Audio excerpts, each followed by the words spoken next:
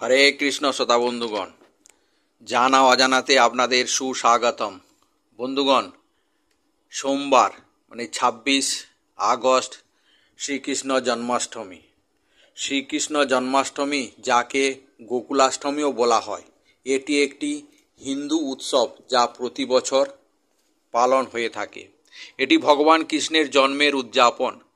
পঞ্চাঙ্গ বা হিন্দু ক্যালেন্ডার অনুসারে এটি শ্রাবণ মাসের অষ্টমী দিনে অর্থাৎ অষ্টমী তিথিতে পড়ে।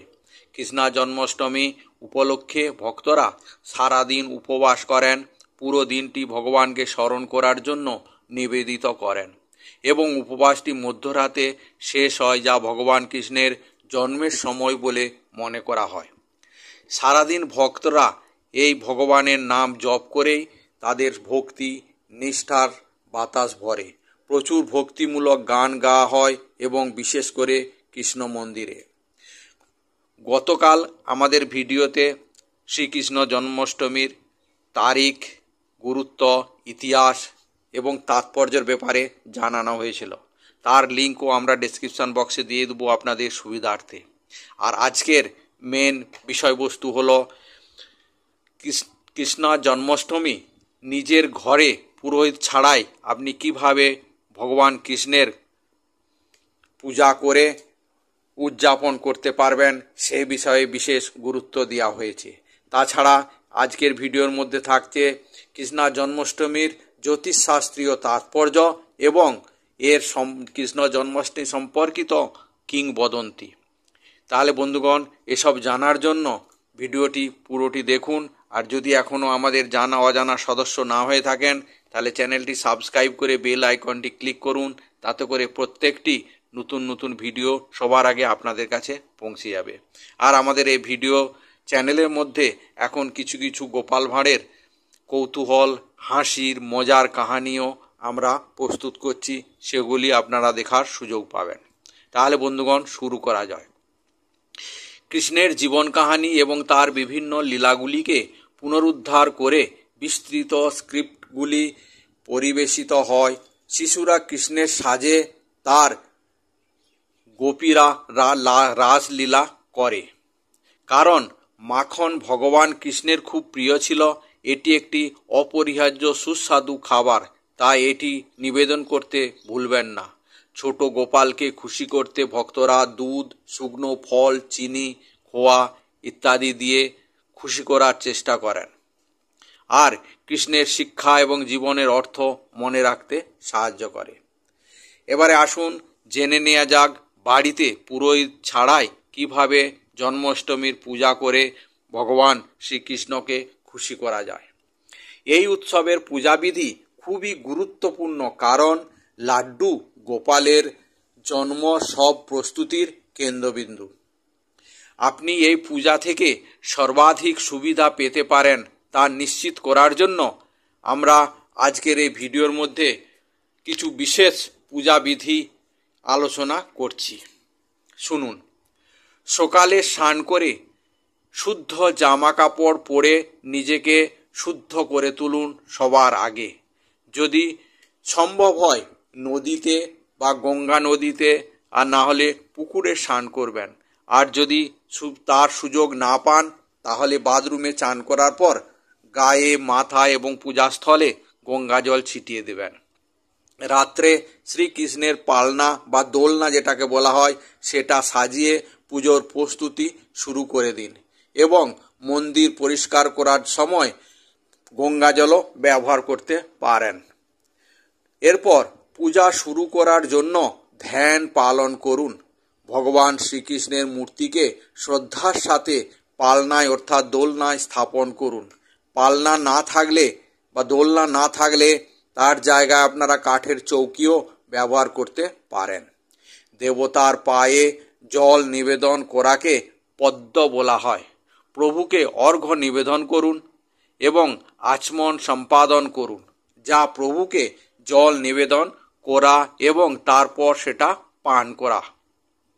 ভগবানের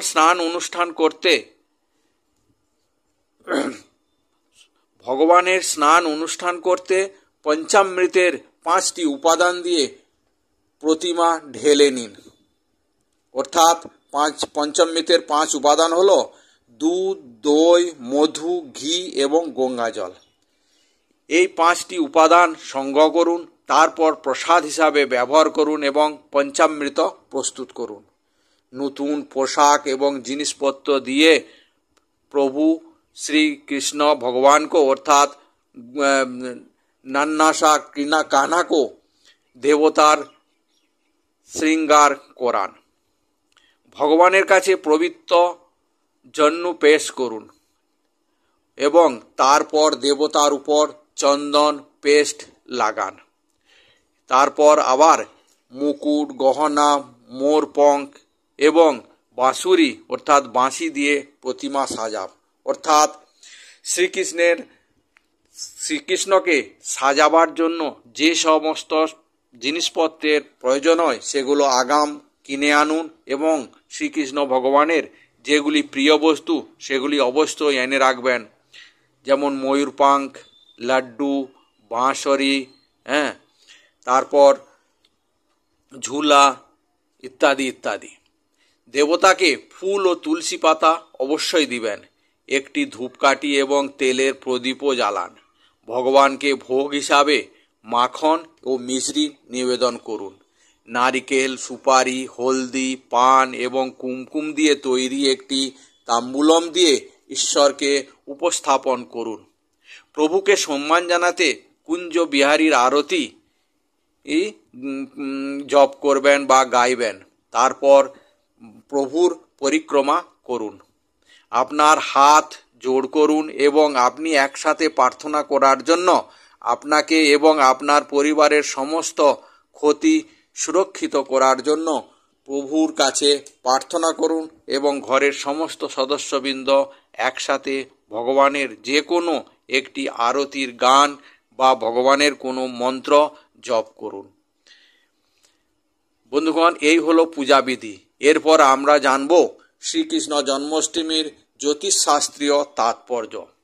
ভগবান কৃষ্ণের জন্মের কাহিনী নিঃসন্দেহ অবিশ্বাস্যভাবে আকর্ষণীয় এবং চিত্তাকর্ষক। তিনি অষ্টমী তিথির রোহিণী নক্ষত্রে কৃষ্ণপক্ষ বা অষ্টমীত চন্দ্র পর্বে জন্মগ্রহণ করেন। হিন্দু পঞ্জিকা অনুসারে তিনি ভাদ্রপদ মাসে জন্মগ্রহণ করেন। ফলস্বরূপ এই জ্যোতিষশাস্ত্রীয় গণনাগুলি শ্রীকৃষ্ণ জন্মাষ্টমীর তারিখ এবং সময় নির্ধারণে করতে ব্যবহৃত হয়। তিনি রক্ষক, তিনি পৃথিবীকে অধর্ম ও অনুসারীদের দ্বারা ধ্বংস হওয়া থেকে রক্ষা করেন। কংস তার সমস্ত খারাপ কাজের জন্য কৃষ্ণ কর্তৃক নিহত হয়েছিলেন। ভগবান বিষ্ণু তাই ধর্মের শাসক পুনরুদ্ধার করার জন্য পৃথিবীতে বিভিন্ন অবতার গ্রহণ করেন যখনই বিশ্ব বিশৃঙ্খলা ও সন্ত্রাস দ্বারা আচ্ছন্ন হয়। বন্ধুগণ, এরপর দেখব শ্রীকৃষ্ণ জন্মাষ্টমীর একটি কিংবদন্তি। যখন দেবকী তার অষ্টম পুত্রের জন্ম দেয় তখন ঐশ্বরিক হস্তক্ষেপে মথুরা রাজ্য ঘুমিয়ে পড়ে। বাসুদেব পরিস্থিতিকে কাজে লাগিয়ে তার শিশুকে মথুরা থেকে বের করে আনতে সক্ষম হয়। প্রবল বর্ষণে কৃষ্ণকে ঝুড়িতে করে নিয়ে যাওয়া হয়েছিল। শেষনাগ, যিনি সাপেদের রাজা হিসাবে পরিচিত, তার 5 মাথাওয়ালা ফোনা দিয়ে দুজনকে রক্ষা করেছিলেন। তারপর বাসুদেব ঐশ্বরিক শক্তির সাহায্যে যমুনা নদী পার হয়ে গোকুলে পৌঁছাতে সক্ষম হন। বাসুদেব তার ছেলেকে এখানে নিয়ে আসেন এবং তাকে যশোদা ও নন্দের কাছে রেখে যান। তার পালক পিতামাতা হিসাবে যশোদা ও নন্দ পরিচিত।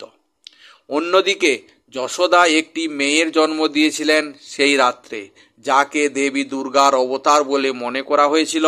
বাসুদেব সেই শিশু কন্যাকে মথুরায় নিয়ে আসেন এবং তিনি কংসকে এই ভেবে প্রভাবিত করেছিলেন যে দেবকীর অষ্টম পুত্রের হাতে তার মৃত্যুর যে ভবিষ্যবাণীটি সেটি অসত্য, কেননা দেবকীর অষ্টম সন্তান কন্যা হয়েছে, যা তাকে স্বস্তি ও আনন্দিত করেছিল। প্রতি বছর ভক্তরা তাদের পালনকর্তা এবং রক্ষক কৃষ্ণের জন্মে আনন্দিত হয় এবং জন্মাষ্টমী উৎসবটি ব্যাপক উৎসাহ ও উত্তেজনার সাথে উদযাপন হয়। তাহলে বন্ধুগণ, আজকের এই প্রতিবেদনটি আপনাদের কেমন লাগলো কমেন্টস করে জানাবেন। ভালো লাগলে লাইক করবেন এবং বন্ধু বান্ধবদের শেয়ার করবেন। কমেন্টস বক্সে অবশ্যই জয় শ্রীকৃষ্ণ, জয় শ্রী নারায়ণ লিখতে ভুলবেন না এবং ভগবানের কাছে আপনার উপস্থিতি জাহির করবেন। আজকের ভিডিও এখানেই শেষ করছি। জয় হিন্দ, জয় ভারত।